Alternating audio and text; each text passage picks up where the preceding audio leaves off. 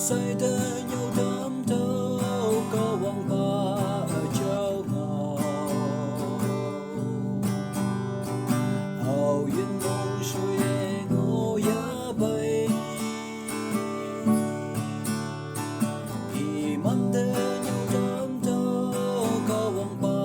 ở châu ngầu mà bu lại như là cớ con tôi sâu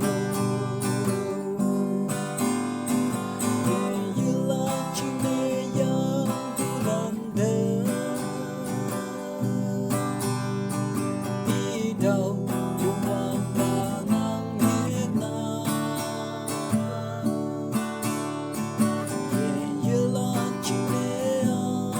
dùng hoàng và đâu là dùng hoàng và sự gì nắng nhẹ na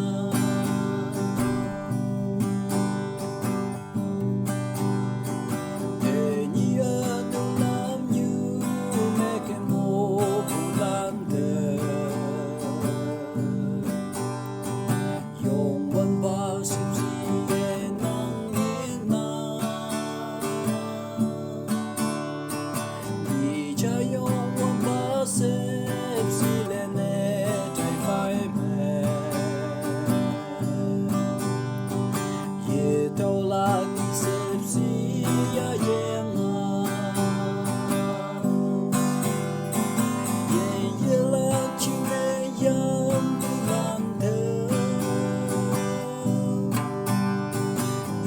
đâu dùng hoàng và nắng nhẹ na về như là chỉ để dùng hoàng và đâu là dùng hoàng và sự gì nắng nhẹ na